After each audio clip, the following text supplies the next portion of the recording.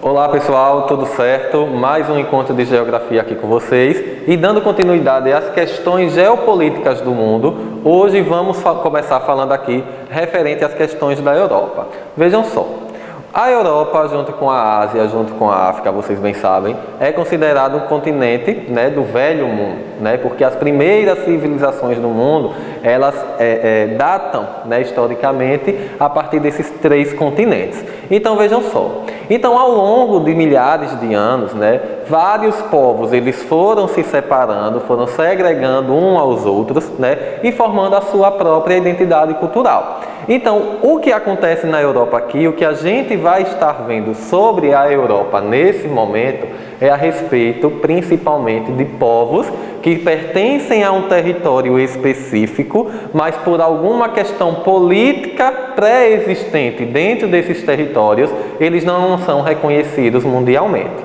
Alguns sim têm uma representatividade muito boa no mundo, mas os governos principais de determinados países não permitem a independência destes países. Então, começando aqui, a gente fala da questão do País Basco. Veja só, País Basco. Mas, na verdade, o basco ele não é reconhecido como um país ainda, e sim como um território. Mas o povo luta tanto pela sua independência que já existe até bandeira, né? Já existe também a identidade que é normal, né, da construção de uma nação. Então, vejam só. O País Basco, né, como é considerado aqui, pertence, na verdade, à Espanha e está localizado na fronteira entre França e Espanha. E aí o que é que acontece?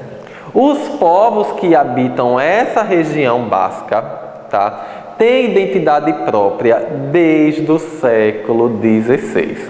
Tá? Então a gente tem aí cerca de 500, um pouco mais de 500 anos, né? Então a gente tem aqui na construção do País Basco a seguinte característica: quando chegou um determinado momento, né, a Espanha não permitia que esse povo tivesse a sua liberdade de expressão cultural. Epa, vocês não podem falar essa língua, vocês têm que falar o espanhol, vocês não podem usufruir, desfrutar, expressar a sua característica cultural. Então, no regime ditatorial de Francisco Franco, muitos povos que compõem o País Basco, eles foram caçados, torturados e até mortos para impedir, principalmente, que nesta região da Espanha se formasse uma nova nação. Nenhum país quer perder território, certo? Então, o que é que vai acontecer?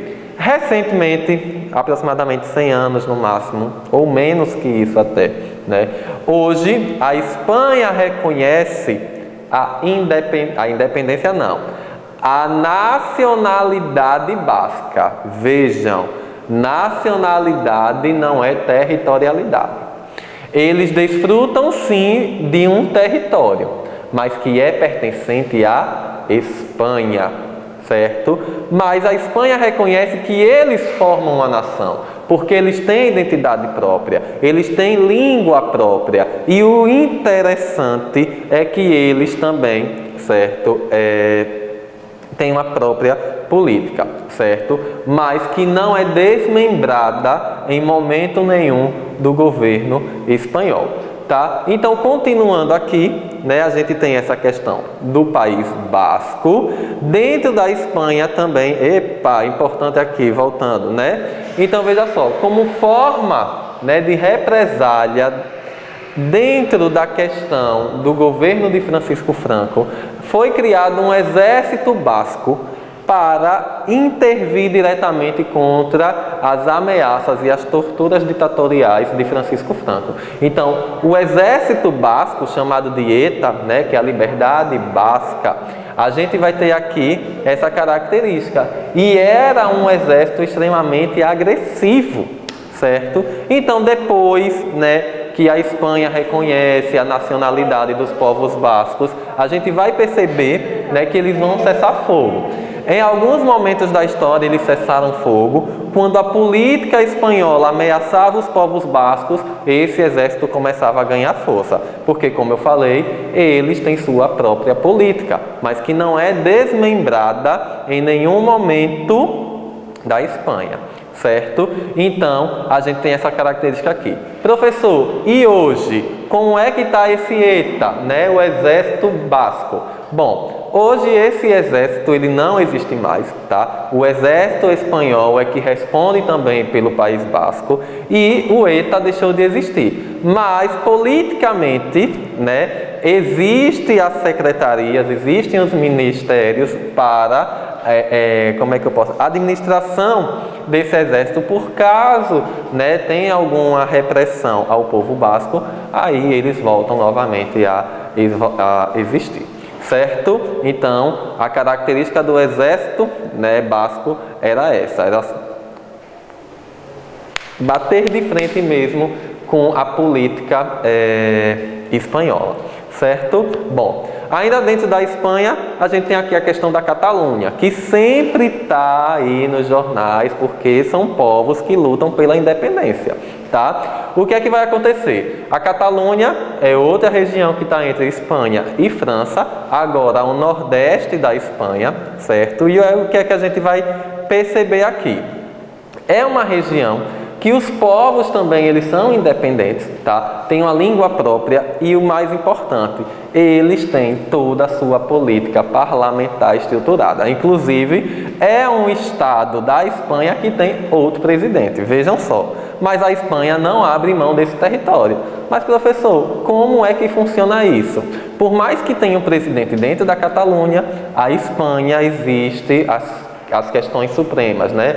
Eleição, militar, toda a parte política, administrativa, tudo quem responde é a Espanha, certo? Bom, e por que a Espanha não abre mão da Catalunha? Porque é a região mais industrializada do país. 19% das indústrias que existem na Espanha estão concentradas na Catalunha, especialmente em Barcelona, certo? Então vejam só, os catalães, eles se sentem já independentes. E outra coisa, houve repressão também durante o governo ditatorial de Francisco Franco. Então vocês já sabem que Francisco Franco aí era um cara assim que queria que a Espanha, né, contemplasse aí boa parte da Europa, certo? Só que o que acontece?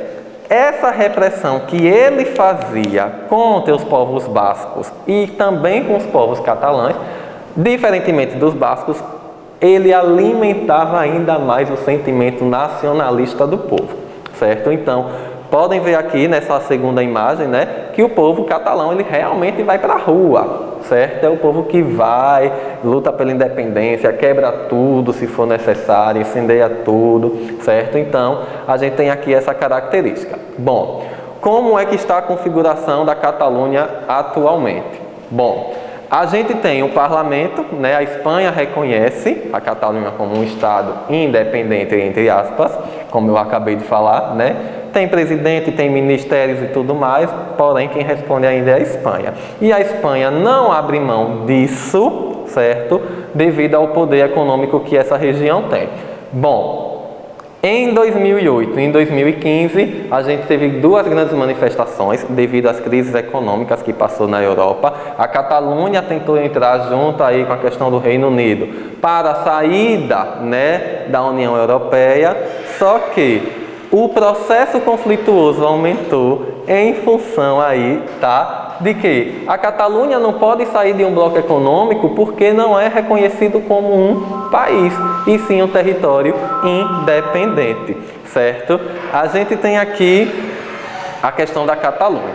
Avançando sobre outra questão geopolítica do continente europeu, temos aqui a questão da Bélgica. Veja, a Bélgica é um país independente que faz fronteira com a França, a Alemanha e Países Baixos, certo? Só que foi colonizado por dois povos completamente diferentes. Colonizados não, desculpa. Habitados por povos completamente diferentes, que têm traços históricos completamente diferentes.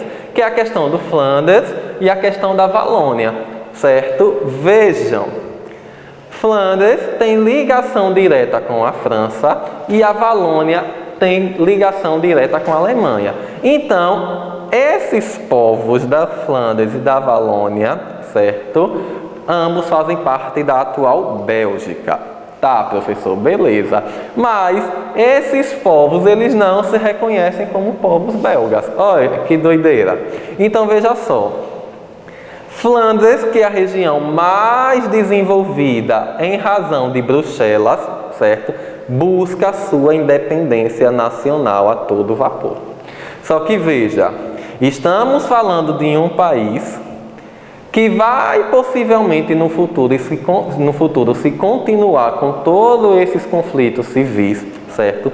Deixar de existir um país que é a Bélgica para fundar um novo país e outro novo país.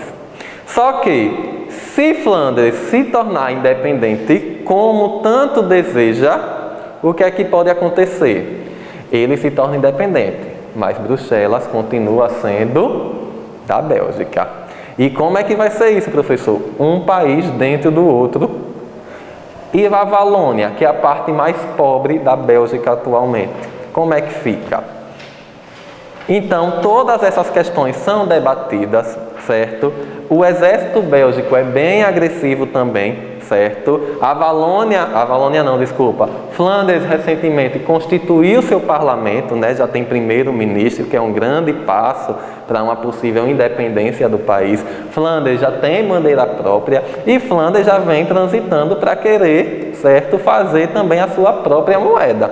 Então, a Bélgica tem que ficar bem atenta, né, para uma possível separação de Flandres dos territórios bélgicos, certo? Então, a gente tem aqui essa primeira questão da geopolítica da Europa. Então, o que é que eu estou deixando para atividade nesse primeiro momento?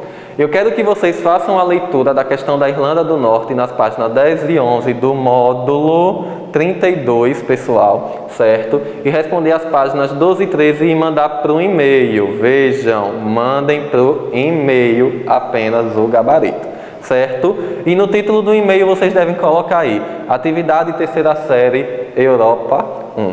Ok? Até o nosso próximo encontro.